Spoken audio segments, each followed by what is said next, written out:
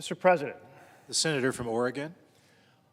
our constituents, our country, and our Constitution are under attack by Donald Trump and Russell Vought. Democrats are fighting back. Russell Vought, also pronounced Vote, Russell Vought is the mastermind of Project 2025 and all of the chaos and the lawlessness that Trump has unleashed across our country. Today, my Republican colleagues are trying to jam through the confirmation of this man, Russell Vought, and it is our job to say, stop, because this man is incredibly dangerous to the foundations of our republic, the system of laws, and the checks and balances of our Constitution. And when you put into the Office of Management and Budget an individual who willfully avoids and rolls over the laws of the country and says he will not abide by the separation of powers, that is a fundamental danger that all of us, having taken an oath to the Constitution, must stop. He is Donald Trump's most dangerous nominee. Oh, you may not have heard of him as much as you have heard of the nominee for the Secretary of Defense, Mr. Hegseth. You may not have heard about him the same way you've heard about Tulsi Gabbard, who went to Syria without the permission of the State Department to consult with the dictator. But this man, who is the chief engineer of the Trump train, a train that plans to disregard the law and the Constitution, that is a bigger danger to our republic. And that is why Democrats are taking the floor now, and will continue to hold the floor over the every minute allowed under our rules to say this is a mistake. Colleagues, across the aisle, you too took an oath to the Constitution. You have a responsibility to defend it. And the only way to defend it at the end of this 30 hours is to vote no on Russell Vought. The American people are watching us today. And I know that they are feeling rage about what Trump and Vought are doing. I know this because this last weekend I had 5 town halls in Oregon. And we had 3 to 8 times the number of people who turned out a year ago, which was an election year, which has a bigger turnout than a normal year. And they wondered about how is it possible to break the law in firing inspector generals? How is it possible to break the law in firing a member of the National Labor Relations Board in the middle of an 8-year term when the law doesn't allow you to do that? How is it possible to break the law and proceed to dismantle USAID when the law doesn't allow you to dismantle an organization? Yes, the president can ask Congress to write a new law, but to do it through executive fiat, no, the Constitution does not allow that. And the impoundment of funds people asked about. It's very clear since the time of Nixon, when Nixon impounded funds, and Congress then stood together and said, hell no. You cannot do that. And the courts said, hell no, you cannot do that. And then Nixon followed the issue as the court decided. But Mr. Russell Vought, or Vote, he doesn't care, he said. He says, the president doesn't agree that this should be the interpretation of the Constitution, and I don't agree, so we're just going to impound funds as we want. That is a dangerous man to our republic. So I encourage citizens across this country, it is your opportunity to be heard, as you were this weekend at my town halls. Take to the streets. Take to the phones. Let your message amplify and ring from the eastern coast to the western coast and the southern to the northern border with Canada. Let your message ring that true patriots will stand with the Constitution of the United States of America. True patriots will defend the separation of powers. True patriots will defend the checks and balances inherent in our Constitution. Well, just know we stand with you, America, and we are fighting back. From the outside and the inside, patriots together, patriots united, defending our Constitution against this sweeping authoritarian coup. That's what we are doing. Now, I know you hear the word coup and you think, isn't it a coup when a military comes in and takes over in violation of the Constitution? There's also a quieter kind of coup when the president refuses to follow the laws and the Constitution. That's a coup as well, and that's what we are facing now, and that's why every member of this body should be standing up to say no to the architect of this coup, Russ Vought. What we have now in President Trump is government by billionaires for billionaires. Our fight is to say that is not the vision of our Constitution. Our vision of the Constitution, our we the people Constitution, is to have, as Abraham Lincoln said, government of the people, by the people, and for the people. That's a very different vision, the vision embedded in our Constitution, than the vision being pursued by the president at this moment. So you will hear from many members of the Democratic caucus over the next 30 hours. And we ask to our colleagues, listen to what is said. Don't mindlessly follow the dictates of an authoritarian president trying to violate the Constitution, because that's not your responsibility. And recognize that what he is doing is trying to take away the legislative power of the House and Senate and replace it with executive fiats. Wasn't it strange to listen to an inaugural speech in which President Trump didn't talk about legislative initiatives? Just one executive order after the other? The message was clear. He was telling America, I'm not going to be a president who executes the laws. I'm going to be a president who overrides the laws with executive orders.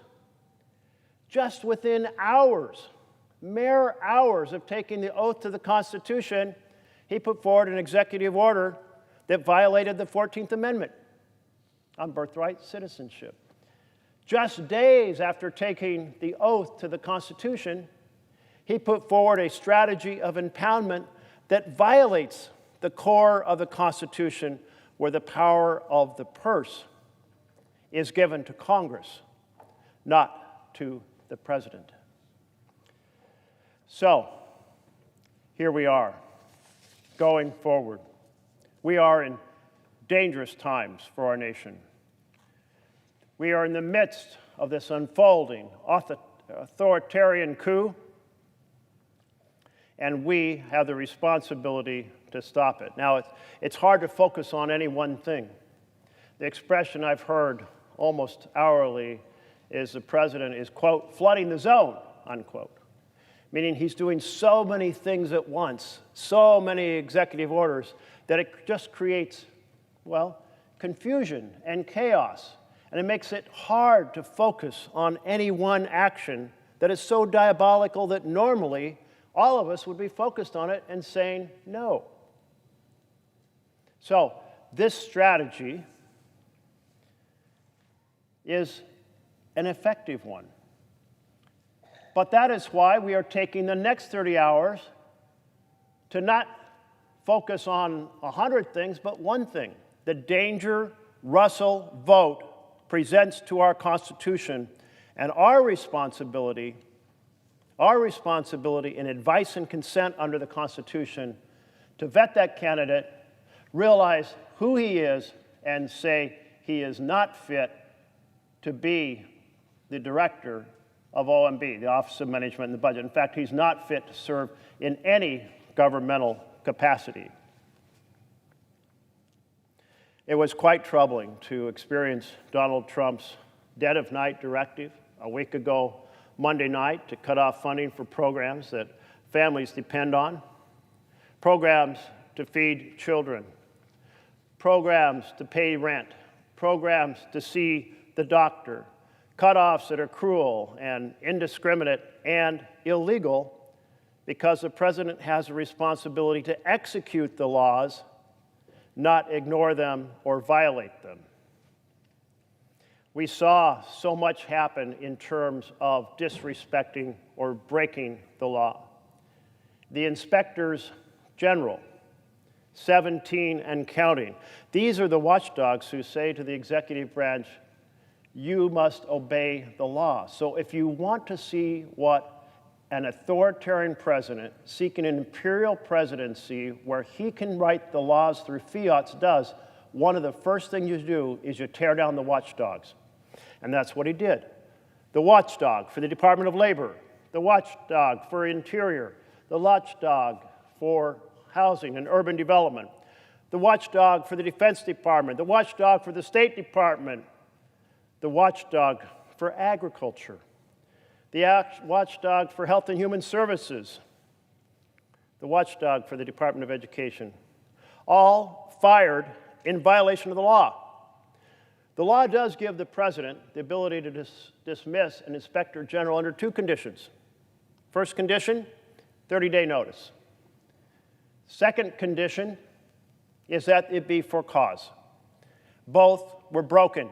Why is no member of the president's party standing up on the floor of the Senate and saying, respect the law, Mr. President? That's an obligation we all share. It isn't the responsibility of the minority party to say, defend the Constitution alone. It's the responsibility of the majority party as well, of every individual member here in the Senate. And then we had the president fire a member of the National Labor Relations Board. But the law says you can't do that. They have a term. You get to put and nominate a new person at the end of the term. But he was fired anyway. Why? Because it's part of the attack on families and the ability to enforce labor protections this president opposes. He wants to give free rein to corporations to run over labor provisions embedded in the law. If there's no one to appeal to, then there's no constraint on the abuses put onto working people. That's what we're facing. And the president fired the head of the Consumer Financial Protection Bureau. I can tell you, the protection of consumers through terrible financial products is incredibly important. You know, when I was elected to the Senate, we had two types of loans that were predatory mortgage loans that were turning the dream of home ownership into the nightmare. One was called the triple option loan. And what that meant was that you could pay a smaller amount, and the amount of you owed on your house would actually escalate over time. And then when you got to a certain point of escalation, then the loan would switch and you would have to pay a different amount that many people couldn't afford. And so it resulted in a lot of foreclosures. And then we had another type of home mortgage with an exploding interest rate. You get a subsidized interest rate for a couple years, and then the interest rate explodes to 9 or 10%, and people couldn't make those payments.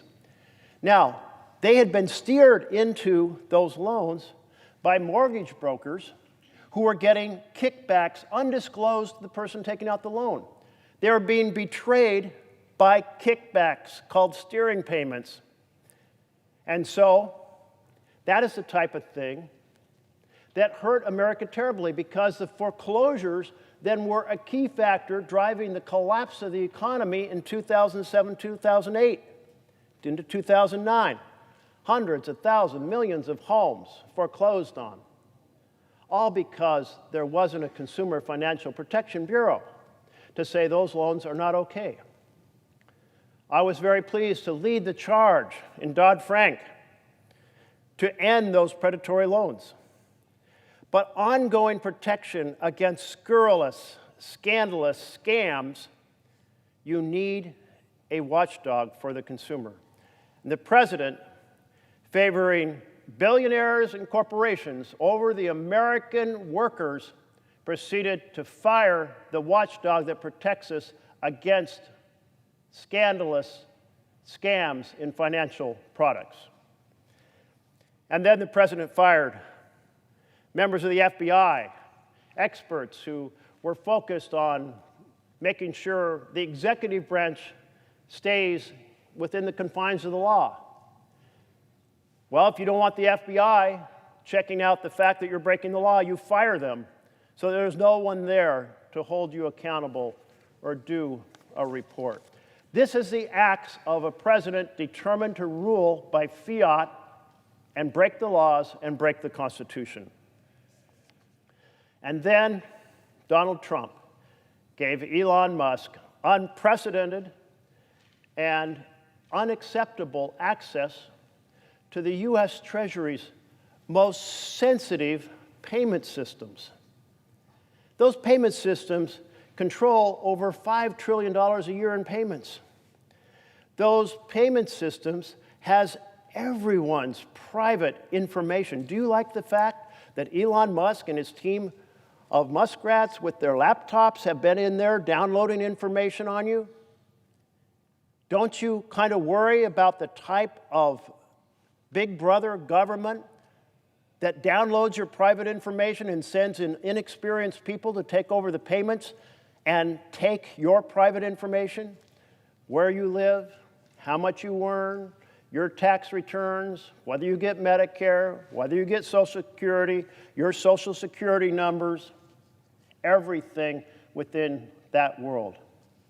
That's a massive assault on the privacy of American citizens by a big brother government, the type of government that wants to be an authoritarian presidency and control everything and have power over everything, and so they invade the Treasury and the system of payments. Not only is it at a huge risk to our privacy of Americans across this land, but it also is an invitation to exploitation. It's an invitation to extortion, because now big brother government in the form of Mr. Trump and Elon Musk and his muskrats have your information they can use against you, should they so please. And finally, there is a danger that this crew that invaded Treasury alters the codes and screws up the payments. Maybe they don't intend to, but they do because they don't know what they're doing. They're not experts on the code. And suddenly, the Medicare or Social Security payments or tax returns don't go out the way they're supposed to. You know, and a whole lot of Americans aren't like billionaire Trump and his band of billionaire bros. They're living paycheck to paycheck. So screwing up a single payment can put a family in a world of hurt, including missing a rent payment that gets them thrown out of their house. So, that's not the only way that Team Trump is attacking ordinary families. There's also the big sales tax that he wants to impose across the nation in the form of tariffs. Now, Mr. Trump says, it'll be the foreign companies that pay for tariffs. Well, just factually, it's wrong. The importer pays the tariff bill, not the group that exports to the United States, but the American company that imports pays the tariff. And then, in order to pay the tariff, they raise their prices. And so it becomes a sales tax on the American people. So a 25% tariff on Mexico or Canada becomes a 25% tax, more or less, on working America. You know, President Trump posted on Truth Social that tariffs should never have been ended in favor of the income tax system. Just recognize this. Tariffs that result in higher prices on Americans are incredibly regressive. They have a much bigger impact on those who are less well off, who have to buy food and groceries. And unlike a sales tax that has an exemption for health care or food or groceries, there's no exemption from the higher prices driven by a tariff. So they're incredibly regressive. The tariffs are a strategy to attack working families across this land. Well, Trump was very clear. He said, basically, we should go back to the old system of funding our government by tariffs, the system we had before 1913 when America ratified the 16th Amendment that allowed the income tax. In other words, he wants to go from a tax system on income that can, if implemented carefully, and often it is not, and has way too many loopholes, it can be progressive. That is, the rich who can afford to pay more can pay a higher percent. But the tariffs converted into a sales tax on Americans, that is, in fact, incredibly regressive, hurting the poor. It's why rich folks always want to have a sales tax replace an income tax, because they know they pay less, the rich pay less, and the working stiffs have to pay more because their paycheck has to go directly to consumption, because that's what they have, paycheck to paycheck. Got to pay the rent, got to pay the food, got to pay the utility bill. But the well-off, they're taking their extra funds, they're investing, so they don't have to spend every dime on consumption. That's the mechanics of how a tariff becomes a regressive sales tax. Let's be crystal clear about what is happening. There's a three-part plan in Project 2025. Again, the architect of which is up for confirmation right now for the question of advise and consent by the Senate. So the architect of Project 2025 has a three-step plan. Attack working families. That's step one. That's what happens when you cut the programs for health care and housing and education and children. You attack the families. Step two, borrow trillions from the Treasury and run up the debt, currently estimated to be in the area of about $3 trillion. Then take and deliver a massive tax giveaway to the billionaires. That's the plan. Attack families, borrow trillions, give away trillions to the billionaires. In fact, the current estimate for the amount given to the trillionaires is around $4.6 trillion, or to the billionaires and mega millionaires, the richest Americans, $4.6 trillion. Kind of ironic, isn't it, that a president who campaigned on helping families is actually driving a plan in partnership with Russ Vought to attack families and deliver for the billionaires. Campaign on government for families, get elected, and immediately pivot to attacking families and delivering for billionaires. That's what we're facing. This is the great betrayal. A betrayal of all the voters who believed Donald Trump when he said, "I'm for you," who believed when he said he wants to protect and help working families, and yet he attacks the ability of workers to organize and get a fair day's pay for an honest day's work. That's the great betrayal.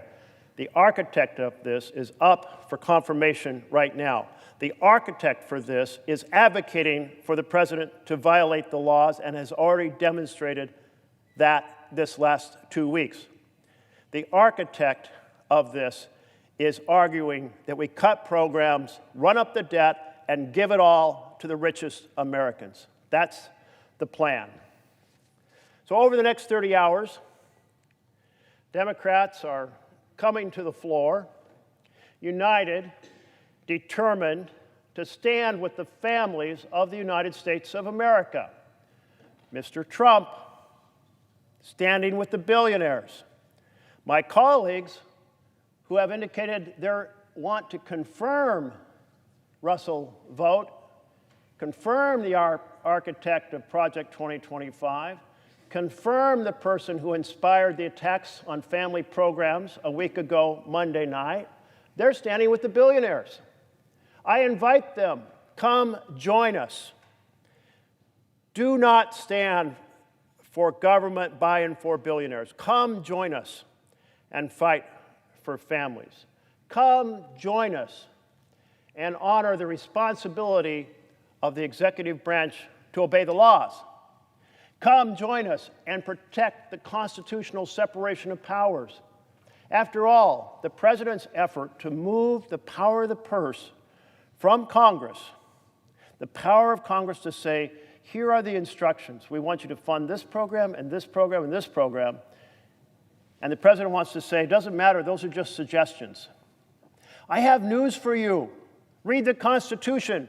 The president is not a king, and a law is not a suggestion. So come join us, united in support of the law and the Constitution.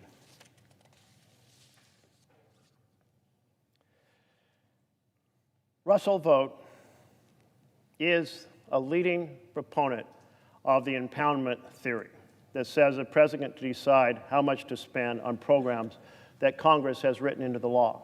In other words, that the appropriation bills are simply suggestions, not the law.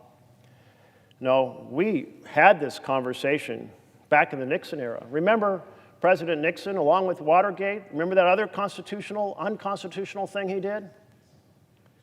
That was to say, I, as president, can stop the funding of programs that the law says I'm supposed to fund. Well, the court said otherwise. It said, in fact, no way. That's unconstitutional. And then Congress said in 1974, in the Budget and Impoundment Control Act, Congress said, hey, Mr. President, we will give you a mechanism by which you can present the idea of changing current law. You don't think we need to spend money on, say, that weapon program because the technology is outdated? Or maybe you don't need to spend money on some feeding program because it's duplicative of another feeding program or food program. You don't need to spend money on X, Y, or Z. Maybe a nuclear warhead was being rebuilt to be on a certain missile, but we're not building the missile anymore. So the president could proceed to say, here is a letter that comes to Congress saying, I know these are in the law, I know I have to fund them, but we shouldn't fund them. So please, over the next 45 days, debate and vote on changing the current law so that we save this money. It's called a rescission. It's in the 1974 Budget and Impoundment Control Act. We gave the president a tool by which he could follow the Constitution and ask for reductions in programs already passed into law. Now, I'm quite sure that not a single senator here, not a single senator wandering around the Capitol somewhere has received a rescission letter from President Trump, or one on behalf of President Trump from the Office of Management and Budget. If you want to cut programs that have already in the law, there's a mechanism to do it lawfully. You ask Congress to do so in a letter for a rescission. Fancy word, we don't talk about it much. Presidents don't very often ask us to undo programs we've just passed because we budget on an annual basis.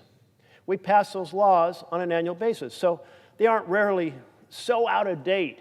They are rarely so out of date that a president says, okay, undo that program. But they have the power to do so because we gave the president the ability to ask in the 1974 Budget and Impoundment Control Act. And by the way, the lower court decisions that preceded that 1974, well, those were then reviewed and made it to the Supreme Court, and the Supreme Court said, absolutely, the president cannot impound funds. It's a violation of the Constitution. So to my colleagues, you're saying, well, I don't know if Senator Merkley from Oregon is right about this. Read the Supreme Court case. And you have a responsibility to defend the Constitution. And that's why you have a responsibility to vote no on Russ Vought, who wants to violate the Constitution.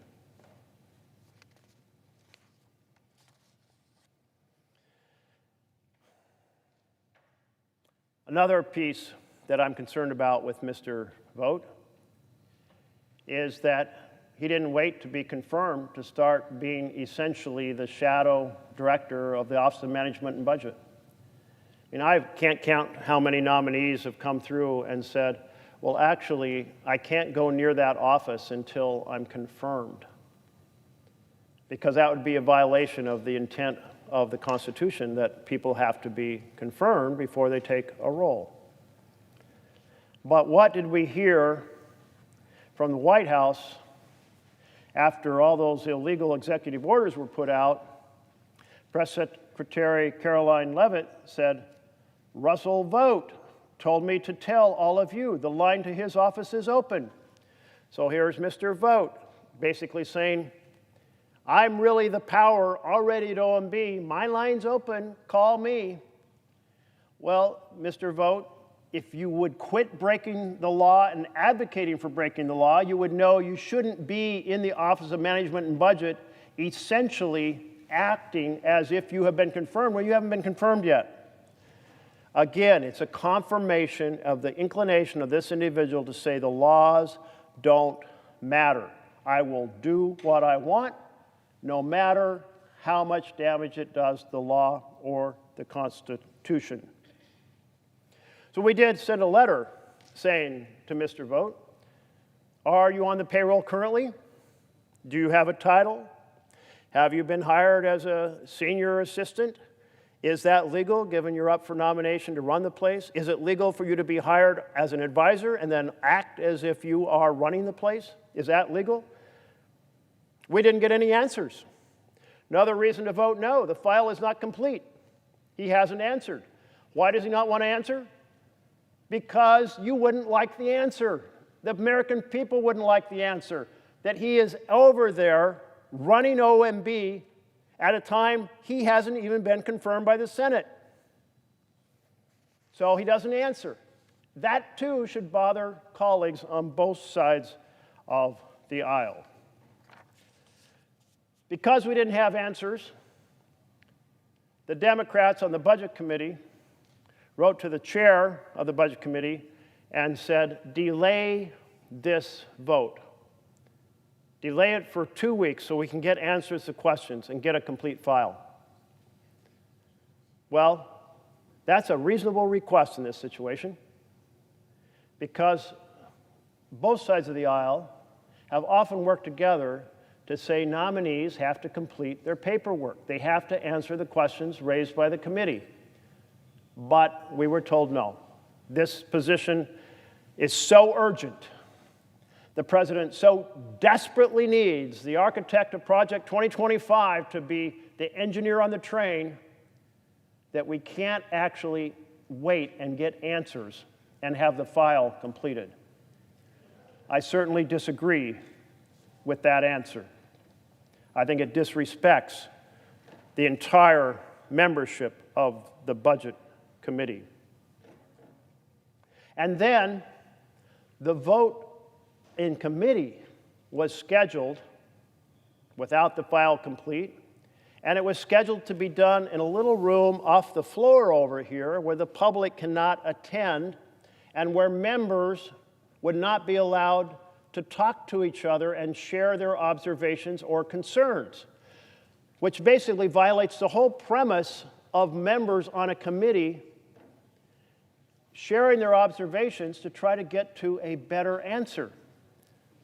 Now, I was told that as the ranking Democrat, I could make a few comments, but the rest of my committee, or all the Democrats, or even the other members of the Republican side were told they couldn't make any comments or attempt to influence each other. So we said, no, that's not right. This is such an important nomination.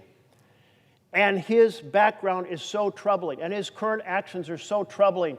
Hold that conversation about the vote in a public forum. Just that morning, we'd held just such a public conversation on the ambassador of the United Nations in the Foreign Relations room. Each member was asked, do you want to add anything as we consider whether or not to send this nomination to the floor? Well, the ambassador of the United Nations is a pretty important role. But you know, the chief engineer of the Office of Management and Budget, the architect of this entire strategy that Trump is laying out, that's very important as well.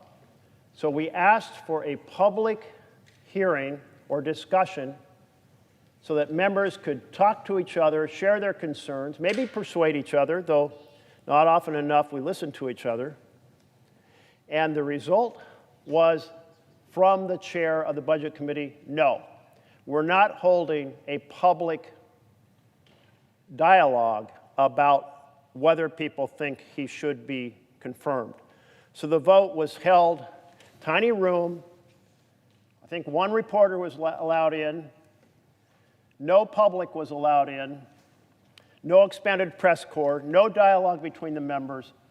We asked a reasonable request that this be done publicly, and that was denied. I'm sorry to the American public that you were excluded, because you would have heard then what you're hearing from me now, and you'll hear from members of the Democrats over the next 30 hours, how fabulously unfit this individual is to serve in any government role. So we're here tonight, on through now, through the night, into the morning. We're here for the next 30 hours to raise the alarm about how dangerously unfit this nominee is to serve in the role of chief engineer, because he doesn't respect the law, he doesn't respect the Constitution. He's already demonstrated that by stepping into the role and coordinating the dark of night decisions to cut programs to working families all across this land. Now, I'd say, does he really believe in this whole impoundment thing?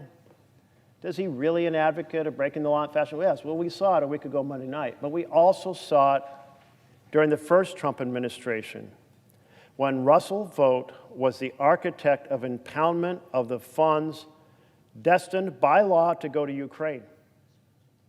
So this isn't some empty theory. It's already in the historical record. Russ Vought coordinated a strategy of refusing to send the funds required by law to go to Ukraine. Now, there was another element of this, which was President Trump, during his first term, was trying to use those funds and the impoundment of those funds to get the president of Ukraine to say bad things about a member of the Biden family. That combination of impoundment, which was illegal, and then essentially using that to extort a statement from the president of Ukraine, which the president of Ukraine refused to do, led to Trump's first impeachment trial. So Russ Vaught's illegal, unconstitutional strategy of impoundment and using it as a tool of extortion to try to attack a political opponent led to Trump's first impeachment and first trial here in the Senate. So have no doubt that the man who advocated for impoundment and the extortion of a statement from the president of Ukraine back in the first Trump administration is certainly very honest when he says he's still for impoundment right now. And that's the one thing I will say. He didn't try to disguise this fact. He said the president doesn't like what the Supreme Court decided on the Constitution. I don't like it, so we're going to ignore it. He ignored it before. He intends to ignore it again. I'll tell you something else that I think is deeply disturbing. And that is Russ Vaught's absolute disdain for the nonpartisan professionals who work for the American people as civil servants. He wants to take folks who are members of the civil service and make them at-will employees of the president. So the president can sweep out of position tens of thousands, fire tens of thousands of servants of the American people who use their professional skills to deliver services as efficiently and effectively as possible, and replace them with loyalist lackeys. I don't want a loyalist lackey in the control tower, deciding when planes land. I want a nonpartisan professional. I don't want a loyalist lackey having access to the Treasury payment system and trying to use that to extort favors from people around the country, or disclosing the private information of individuals, or accidentally screwing up the computer code and causing payments not to be delivered effective. I want a nonpartisan professional. I don't want a loyalist lackey deciding on how to transport vaccines across the country who doesn't know a damn thing about whether they have to be refrigerated or not, or how long they can sit on the shelf, or how to get them effectively delivered. I want a nonpartisan professional, but not Russell Vought. In fact, Russell Vought called for federal workers to be traumatized so that they would consider themselves to be villains and would leave public service and could be replaced by loyalist lackeys. That should concern everyone. And listen, I understand the pressure my colleagues are under. We all become, as part of our party, essentially part of a team, and the inclination is to support the member of your team who is now president. But there is a higher responsibility here. It's a responsibility to the law, and it's a responsibility to the Constitution that you took an oath to. And certainly supporting the firing of tens of thousands of nonpartisan professionals and replacing them with loyalist lackeys is a huge disservice to the families of America who depend upon all of those core programs in healthcare, housing, education, programs for children, standing on their feet so they can thrive and move into the middle class. It's part of the attack on families embedded in Trump and Russell Vaught's Project 2025. I'll tell you what else I don't like about Russell Vought. He wants to weaponize the justice system to prosecute officials who investigated President Trump's crime. Weaponizing the justice system is absolutely wrong. That's what happens in third world countries with dictators. And I realize, as an advocate of the imperial presidency, Vought wants to use every tool available like a dictator does. But that is wrong. We are a republic. We are not a monarchy. We are not an authoritarian state unless we become one by refusing to stand up against violations of laws in the Constitution. You know, Ben Franklin, when he was leaving the Constitutional Convention, he was asked by a bystander, because they had met and worked on this crafting of the Constitution. He was asked, Ben Franklin, what do we have? What type of government do we have? And he responded, a republic, if we can keep it. But what are the fundamental elements of a republic? The integrity of the voting booth is one. The ballot box, the integrity of an election. And that integrity is under assault across this country. Second, the peaceful transfer of power.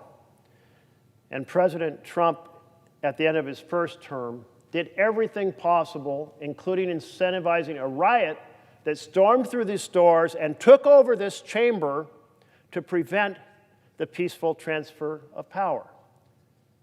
They were calling for the vice president, who was fulfilling his constitutional role just down the hallway, through those doors, down the hallway, to count the electoral votes. They were calling for him to be hung. What else is critical to a republic? Well, it's a foundation of laws that will be respected by the executive branch. That's being violated. And it's the separation of powers that Trump is violating right now.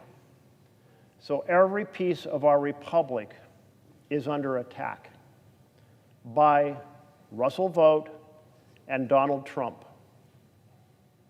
Ben Franklin, right now, is turning over in his grave, fearing, perhaps for the first time since he was buried 6 feet under, that we might lose our republic.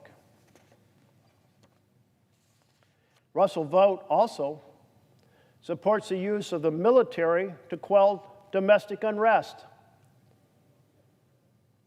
That is an absolute violation of the law, but he supports doing it. Russell Vought has called for an end to any drugs that provide medical abortions. He wants them banned. He wants to interfere with the right of every family, every woman in America to exercise her judgment in partnership with her spiritual advisor and her family and her doctor. He wants Big Brother government to be in the exam room of every woman in America dictating whether or not they can use drugs as part of an abortion process. And he also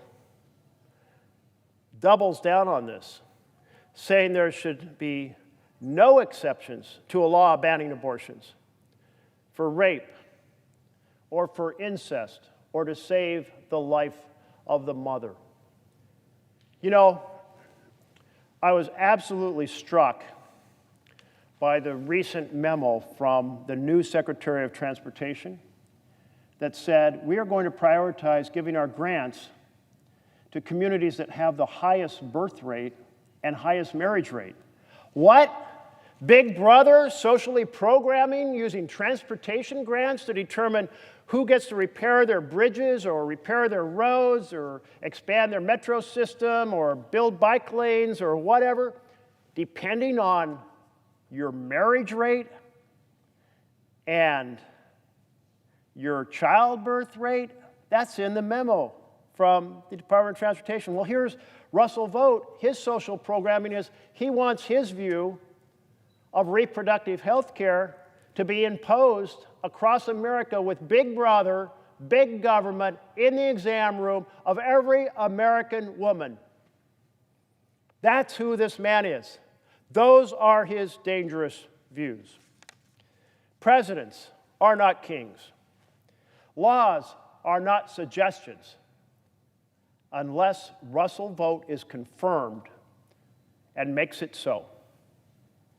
If he is confirmed and makes it so, we have failed to defend our democracy. We have failed to defend our republic.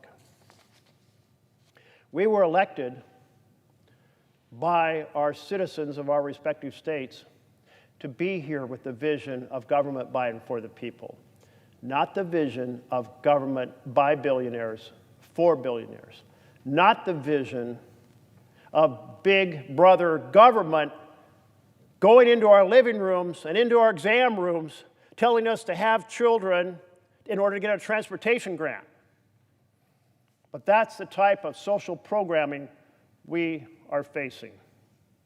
To my colleagues across the aisle, you all have pointed out quite accurately that you are threatened with a primary funded by Elon Musk if you don't loyally follow, step by step, move by move, everything Trump wants to do, including confirming Russell Vought.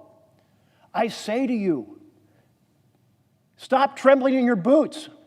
You are being threatened.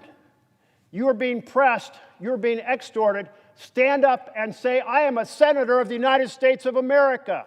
I was not elected by President Trump. I was not elected by Russell Vought. I was not elected by Elon Musk and the billionaires. I was elected by the people of my state, and I am going to fight for them. That is your responsibility. That is your path to escape the dilemma we have heard you express. I don't believe any other time in our history the President of the United States has threatened to sic the billionaires against members of the U.S. Senate. And we need to stand together and say, hell no. That's what it means to defend the Constitution. That's what it means to be a senator, this privileged position, elected by the citizens of our state in order to pursue what the people are asking us to do to build a stronger union and better opportunity for every citizen. Donald Trump and Russ Vought are trying to use their executive orders to break the spirit of the American people, to break the will of Congress, to break the back of the Constitution. Such plans are evil. And every one of us, Democrat or Republican, should say, we will not be intimidated, we will not cower, and we will not bend to fear of Donald Trump and Elon Musk. Trump may inflict his worst, but we must awaken our best. President Franklin Roosevelt said, "We won't let them," quote, "clip the wings of the American eagle to feather their own nests." Colleagues, stand with me, stand together, stand as senators united to stop the president from clipping the wings of the American eagle to feather the nest of the billionaires, to protect our constituents, to protect the Constitution, to oppose this sweeping authoritarian coup, to stand with American families and against the betrayal of those same families. We are coming to the floor, united, to say we must not confirm the nomination of the most unfit man to be considered as director of the Office of Management and the Budget. You all have heard me say a few words about impoundments. It's a big word, but it's a big word for a simple action. It means that the president refuses to spend the money that he's required to spend by law on a program. Oh, I don't like health care programs that we're doing, and the law says, here's what you must spend for this particular program in the coming year, and the president says, no, not doing it. Yeah, well, that's illegal, and it's unconstitutional. It's not up for debate. In the 1970s, President Nixon did exactly this action, impoundment, to stop funds for the Environmental Protection Agency for individual programs that he didn't like. He told his EPA administrator, Russell Train, to withhold the funding. A recipient of those funds was the city of New York, and the city sued. And in that case, Train versus the city of New York, the Supreme Court ruled that the White House did not have the power to impound funds and refuse to do what the law says they're supposed to do. And furthermore, the Supreme Court said this is inherent in the Constitution.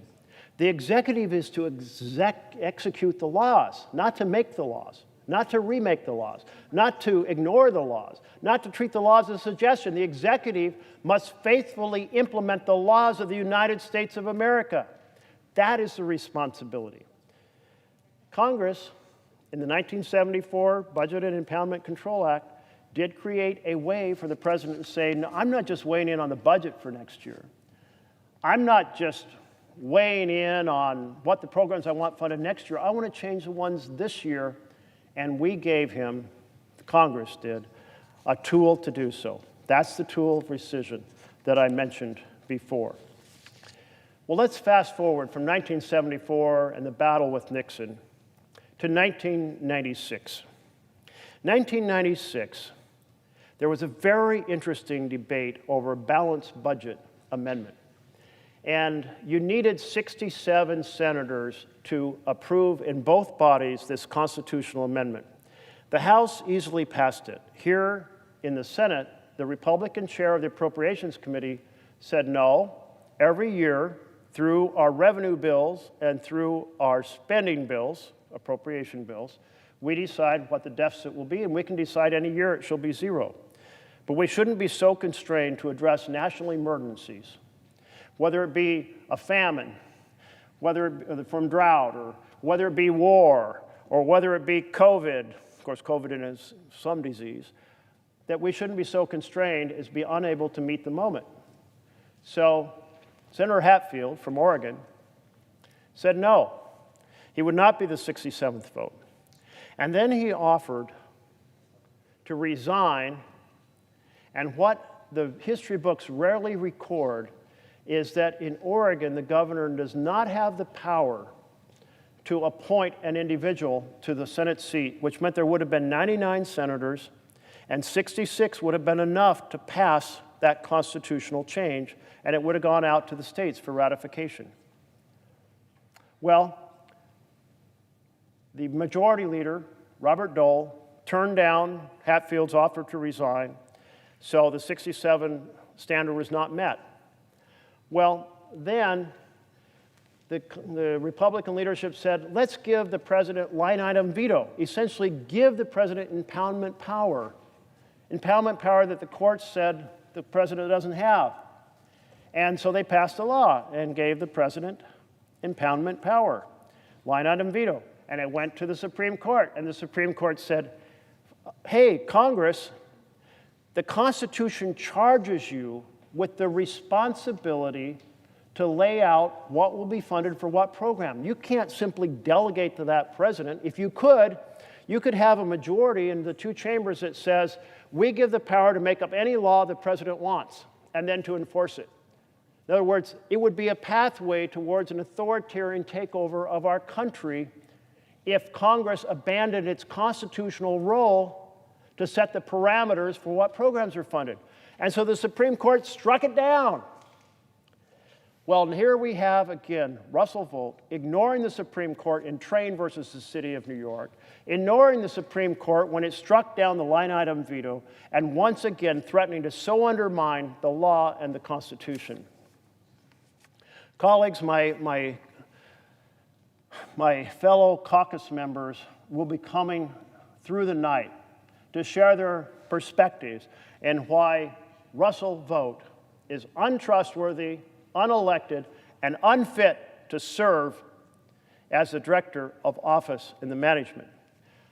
I believe that my colleague from Hawaii is going to carry the train of this conversation forward, and therefore, I am wrapping up my comments while he figures out some issue at the counter. But I want you to all go forward into this long 30 hours knowing just a core fact, that we only have a republic if we can keep it, and we can't keep it if we put a man at the head of OMB who's determined to break the law and violate the Constitution. I yield to my colleague from Hawaii. Mr. President. The senator from Hawaii. Thank you, Mr. President. Thank you to the ranking member of the Budget Committee for his leadership. We're doing something a little unusual. First of all, every Democrat is united on the vote that will occur 26 or 27 hours from now. Second of all, almost every United States senator on the Democratic side is going to come to this floor to articulate why we are united and why we think this moment is so important. If confirmed, the director of OMB, Russ Vought, may well be the most important man that no one's ever heard of. Under normal circumstances, the OMB directors are powerful but kind of anonymous because they're responsible for technical things, nerdy things, developing and implementing the entire federal budget, and they advance the priorities of the president, whomever, Democrat or Republican. But Russ Vought wants to go way beyond that. He wants to take an agency that people outside of Washington haven't even heard of and turn it into the nerve center and power center of the federal government. He wants to consolidate power at OMB in such a stark and sometimes illegal way